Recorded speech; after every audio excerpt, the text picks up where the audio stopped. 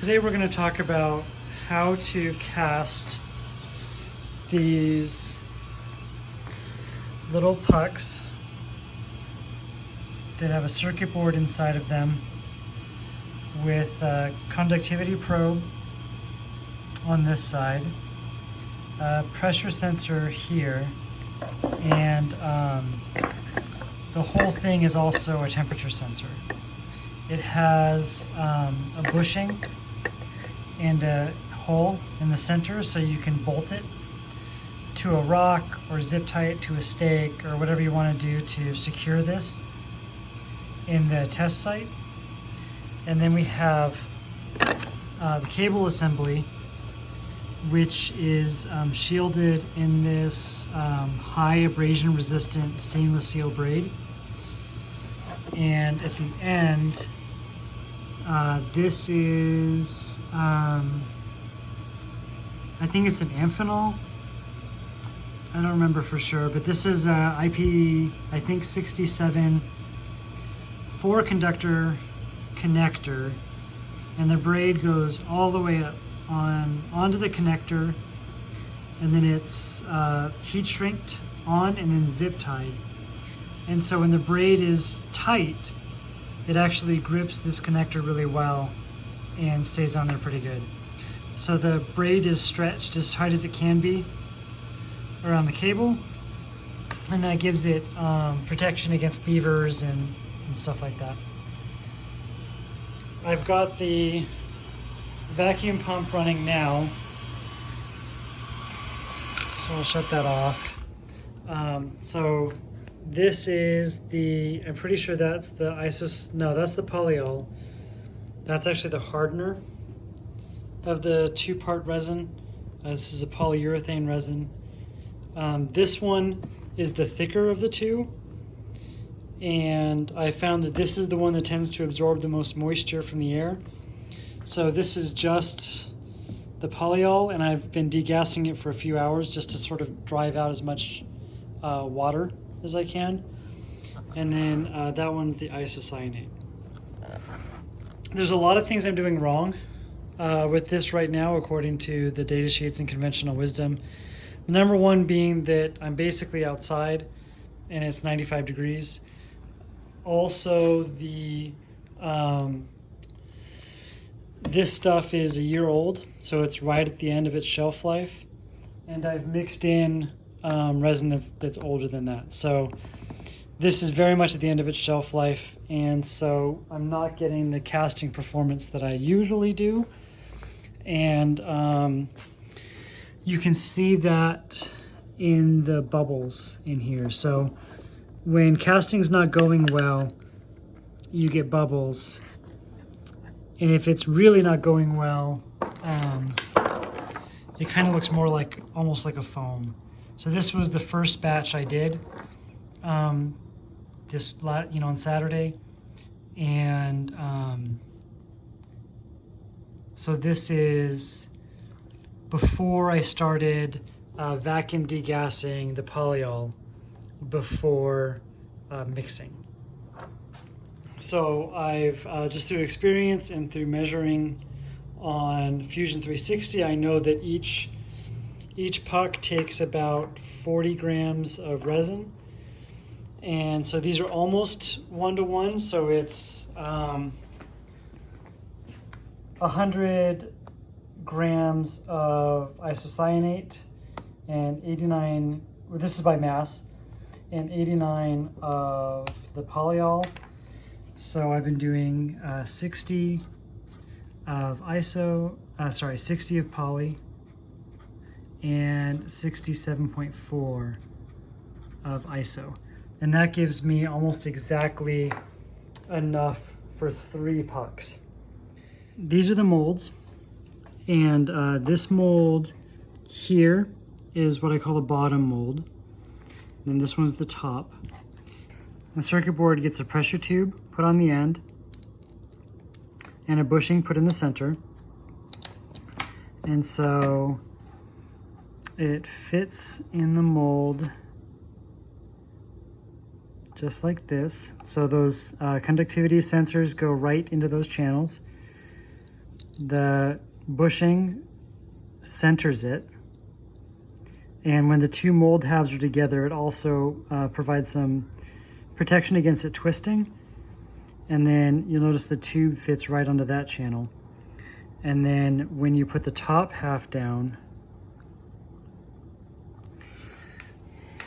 the pressure tube comes right out of that channel. The cable assembly comes out of there, and the sprue is right here. And then the conductivity probe comes right there out of that. So then these go together. Put a block of aluminum there to sort of spread the load out. And then I use a piece of circuit board, of just blank circuit board, to put on. It's kind of like that. It actually goes this way. And then I build up a stack of 3 molds with circuit boards and then the aluminum on the ends. And then that gives me my assembly for casting the 3 boards. Now we're recording. How I made the mold is I started with an outline of the PCB that I imported from KiCad. And then I modeled the pressure sensor and the bushing. Well, actually the bushing was just from a McMaster part. The pressure tube, and then the probes and the cable assembly. Okay. And I sort of got all those parts basically where they needed to be. In this version of the sensor, I'm using square probes, but in the final version, I ended up using round pins. But in the mold, that ends up not mattering because that silicone is pretty compliant. So first I decided what shape I wanted the plastic mold to be. And so I basically just took the circle of the PCB and I gave it some margin and some thickness. I matched the exact thickness of the bushing. And then once I had the overmold, then I started designing the mold itself. And so let's see. Okay, so there we go. Okay, so there's the mold, what I called the mold bottom. Well, I called it bottom in the original video, but in this it's labeled the top. So you can see I have channels for the probes. I've got the, it's really a strain relief for the cable, but this is also the vent for the mold, so the air has somewhere to go while we're pouring the resin in. And then it's got the a channel there for the pressure tube. Okay. So then the other side of the mold is a little different because I had to move, some of these faces off of the center line of the puck. So you can see, for example, on this side, I have the pressure tube coming out at quite a different spot from the center line of the puck. And that's just because I had to accommodate the size of the pressure transducer itself. And then you'll also notice that if I do a section here, you can see that the part line on this is actually not it doesn't follow the shape of the mold. It's straight out, and that's so that you can remove, well, it's 2 reasons. One, so you can remove the part from the mold. That's not the bigger problem. The bigger problem is that I cut this on a 3-axis CNC machine, and I can't get undercuts. So that's the reason for that. So if I put the mold top back on, you can see that there's a little step right there. And you can actually see those on the finished parts. I'll show it to you. Okay. So let's turn that section off. Okay. So that's all fine and good. We've got the PCB, we've got the parts, we've got the overmold, we've got the mold for the overmold, but how do we make the molds? So let's turn off the PCB and all those things. So that should be okay. We don't even need the overmold. Okay, so now we have the mold top. If I then turn on the mold, you can see I've got a channel around the outside. That's to hold the silicone in. And then inside here, I've got some registration artifacts. I've got a place to, stick a screwdriver or whatever to separate the molds. In practice, that's not necessary at all. You've got this size and shape of the overmold. There's a feature in there for the relief for the pressure tube, the sprue, the cable guide, and vent. And then the other side is basically the same. So we've got the features for the pins so that we have those channels, and then we've got the other half of the section for the tube. Okay. I was able to cut a positive mold out of machining wax. So I just cut this using my other mill, which is now Bantam tools. So there's the top. Now on this side is the bottom. So on the bottom, I used a flat end mill to cut this smooth. Notice you can still see the machining marks from the end mill there.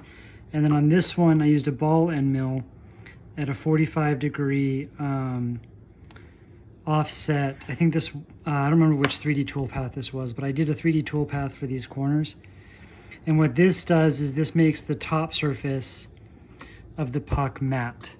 So you can see that you can't really see inside the top surface very well. It just sort of is kind of milky. And then on the bottom surface, you can see through it. So that lets us see sort of the copyright information, the serial number, the assembly revision, all that kind of stuff. So from these positive molds, I poured, this is 2-part silicon. This is actually food grade silicon. So I pour this in sort of like that. And this stuff cures pretty quick. It cures in like 20 to 30 minutes, something like that. Same on the other side. And so I can make as many of these silicon molds as I want from this machining wax. And then I've got 4 sets of these silicon molds, so I can do, in principle, 4 at a time. But I found that 3 of them is really the sweet spot because the pot life of this stuff is super short, like maybe 10 or 15 minutes. I probably don't even have that long before this starts to gel. So I have to be really quick. Okay, so I'm going to put the camera on a stand, and I'm going to pull this out of the vacuum. I'm going to mix in the isocyanate and then mold these. Okay, so this is the vacuum chamber. There's 2 valves. This is the valve to vent the chamber. This is the hose that goes to my sort of cheap vacuum pump. So I've already evacuated it. I've actually let it sit for 4 or 5 hours. That's way longer than I normally need to. Both valves are closed, so I'm going to go ahead and open the venting valve. And you want to open it really slow at first, because when it's in a vacuum, this little tube here, the air has nothing to push against, so it shoots out into the chamber really, really fast, and it's really easy to splatter things. So you want to go slow before there's air in the chamber to push against the gas coming in when you vent. Okay. Okay, gloves are on. This stuff is really, really nasty. I don't think I have particularly sensitive skin, but if I'm not careful with it and I get any of it on my face, like my face gets really, really itchy. It's absolutely miserable. Okay, so I need 67 grams of this. We're at 40, 50, there's 60, 67, okay? I actually got to 68.4, but that'll be fine. Okay. So now it's kind of a race to do everything. So I stir absolutely as quickly as I can. I need to make sure I get everything off the sides and the bottom. This is exothermic and it's also thermally sensitive. So the hotter it is, the faster it'll cure. And the faster it cures, the hotter it gets. So it can absolutely run away. So I'm gonna get this ready, get the vacuum pump started. Okay. So now we're pumping it down. And this is kind of agony because the clock is literally ticking while that's pumping down and degassing. And of course I was talking, so I didn't notice that I didn't have any of my molds ready. So I'm gonna do that as quickly as I can. Got my 3 sensors. Aluminum block, bottom, center, 2, put in, pushing, top, circuit, bottom, 2, pushing, top, circuit, bottom, circuit, tube, pushing, top, aluminum, take the whole stack, set it down on this board,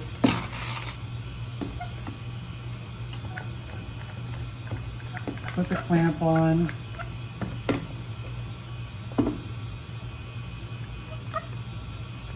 okay, I gotta prop the clamp up a little bit, okay, and I take the cables, put them over this bar,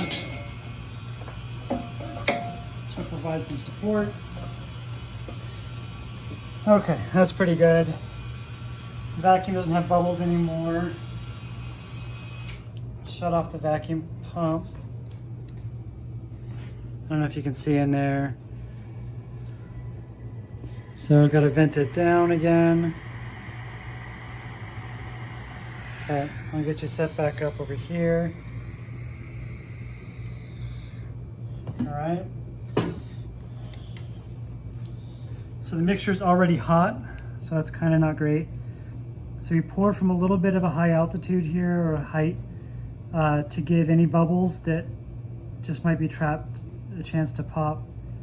And if we can get the flow right down the center, there's plenty of opportunity for the air to get out, and it pours faster. Luckily it's still pretty thin. Okay. It's already thickening up though. Okay, that's that. And it's okay we made a little bit of a mess. It doesn't really stick to the aluminum very much. It does stick to the copper, which is weird, but it doesn't stick to the silicone at all. So it's pretty good.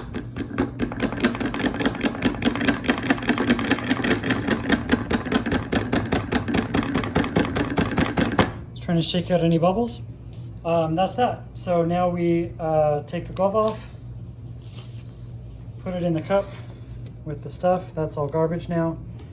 And come back in 30 to 40 minutes. It's been a little over an hour, and it's rock hard. So it's more than hard enough to demold now. Normally I like to demold it when it's still a little, see right there is a little sticky still. But that's the very end of the pour, so it might have been part that wasn't very well mixed. I like to demold it when it's still a little soft because I still have to cut the sprue off and I have to trim this flap, and then there's always some leakage out the side of here to trim off also. So we just peel back the silicone, and we've got the mold. And see, this one turned out pretty poorly. There's a lot of bubbles in it. So the only other step now is to take these to the scroll saw, cut off the sprue, trim with diagonal cutters, trim everything else off, and that's it. Meanwhile, I've got the polyol for the next batch already degassing. Well, that's it. That's the process. I'm going to leave a link in the description to a guide that I read quite some time ago that started off all of this insanity, and I encourage you to check it out. Thanks for watching.